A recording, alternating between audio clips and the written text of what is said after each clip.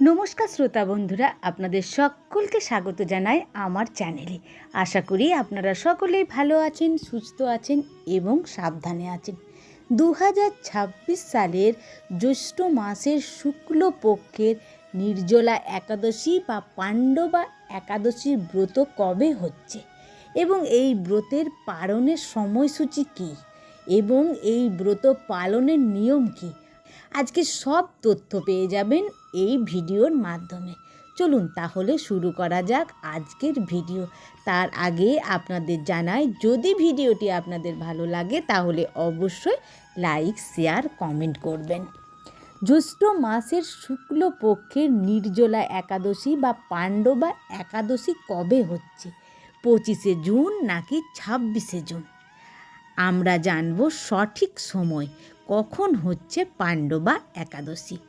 আমাদের পশ্চিমবঙ্গ তথা ভারতবর্ষে পাণ্ডবা একাদশী হচ্ছে 26শে জুন, কারণ পশ্চিমবঙ্গে পক্ষবর্ধনী মহাদ্বাদশী যুক্ত থাকার জন্য হচ্ছে 26শে জুন পাণ্ডবা একাদশী। এই ব্রত আপনাদের 26শে জুনই পালন করতে হবে।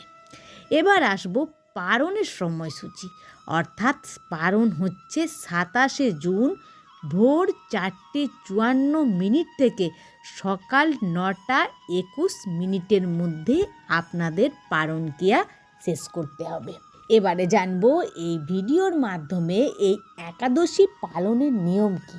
সমর্থপক্ষে দশমীতে এক আহার, একাদশীতে নির আহার ও দ্বাদশীতে এক আহার করিবেন। কেউ যদি না করতে পারেন, শুধুমাত্র একাদশীতে অনাহারে থাকা উচিত। যদি ইহাতে অসমর্থ হন, একাদশীতে পঞ্চ রবিশস্য বর্জন করে ফল মূলাদি অনুকল্প গ্রহণের বিধান রয়েছে। সমর্থপক্ষে রাত্রি জাগরণেরও বিধি রয়েছে। গৌড়ীয় ধারায় বা মহান আচার্যবৃন্দের অনুমোদিত পঞ্জিকায় যে সমস্ত একাদশী নির্জলা থেকে পালনের নির্দেশ প্রদান করা হয়েছে, সেগুলি করলে সর্বোত্তম হয়। নিরন্তর কৃষ্ণ ভাবনায় থেকে নিরাহার থাকতে অপরাগ হলে নির্জলা সহ অন্যান্য একাদশীতে কিছু সবজি, ফল মূলাদি গ্রহণ করতে পারেন, যেমন গোল আলু, মিষ্টি আলু ও চাল কুমড়ো, পেঁপে, টমেটো, ফুলকপি ইত্যাদি সবজি ঘি অথবা বাদাম তেল দিয়ে রান্না করে ভগবানকে উৎসর্গ করে আহার করতে পারেন। হলুদ, জিরা, ধনে, আদা, তেজপাতা, লবণ ও মরিচ ব্যবহার্য। আবার অন্যান্য ক্ষেত্রে আহার্য হলো যেমন দুধ, কলা, আপেল, আঙ্গুর, আনারস, আখ, আমড়া, শসা, তরমুজ, বেল, নারিকেল, মিষ্টি আলু, বাদাম ও লেবু, শরবত ইত্যাদি ফল খেতে পারেন। একাদশীতে অবশ্যই 5 প্রকার রবিশস্য গ্রহণ নিষিদ্ধ। ধান জাতীয় সকল প্রকার খাদ্য, যেমন চাল, মুড়ি, চিড়ে, সুজি, পায়েস, খিচুড়ি, চালের পিঠে, খই ইত্যাদি। গম জাতীয় সকল প্রকার খাদ্য, যেমন আটা, ময়দা, সুজি, বেকারি রুটি বা সকল প্রকার বিস্কুট, হরলিক্স জাতীয় জিনিস। জব, ভুট্টা জাতীয় সকল প্রকার খাদ্য, যেমন ছাতু, রুটি ইত্যাদি একাদশীতে খাওয়ার নিয়ম নেই। ডাল জাতীয় সকল প্রকার খাদ্য, যেমন মুগ, মাসকলাই, খেসারি, মসুরি, ছোলা, অড়হর সমস্ত রকম ডাল বন্ধ। সরিষার তেল, সয়াবিন তেল, তিল তেল ইত্যাদি। উপরোক্ত পঞ্চ রবিশস্যের যে কোনো একটি একাদশীতে গ্রহণ করলে ব্রত ভঙ্গ হবে।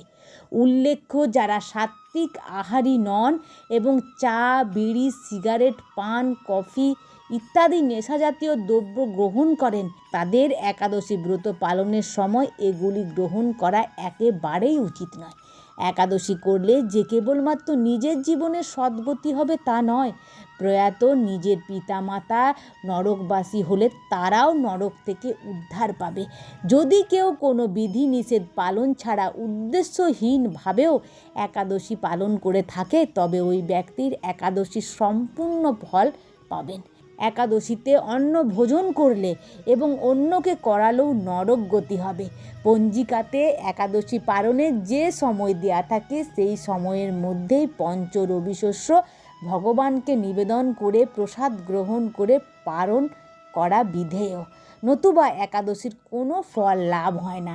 একাদশী ব্রত পালনের প্রকৃত উদ্দেশ্য কেবল উপবাস করা নয়, নিরন্তর শ্রী ভগবানের স্মরণ, মনন ও শ্রবণ কীর্তনের মাধ্যমে একাদশীর দিন অতিবাহিত করতে হয়। শ্রীল প্রভুপাদ ভক্তদের একাদশীর দিন 25 মালা বা যথেষ্ট সময় পেলে আরও বেশি জপ করার নির্দেশ দিয়েছেন। একাদশী পালনের সময় তৈলমর্দন, সাবান ব্যবহার, পরনিন্দা, মিথ্যা কথা, ভাষণ, ক্রোধ একেবারেই বারণ। তাই শ্রোতা বন্ধুরা, আপনারা সমস্ত নিয়ম নীতি মেনে এই একাদশী পালন করুন যথাযথ নিয়মে। আর অবশ্যই একাদশী পালন করে যে একাদশীটি পালন করছেন আর আপনারা যে একাদশীর ব্রত উপবাস করছেন, অবশ্যই সেই একাদশীর ব্রত কথা ও ব্রত মাহাত্ম্য পাঠ করবেন। একান্তই যদি পাঠ করতে না পারেন তাহলে শ্রবণ করবেন। আশা করি ভিডিওটি আপনাদের ভালো লেগেছে। আজকের ভিডিও এখানেই সমাপ্ত হলো। যদি ভিডিওটি ভালো লেগে থাকে তাহলে অবশ্যই লাইক, শেয়ার, কমেন্ট করবেন।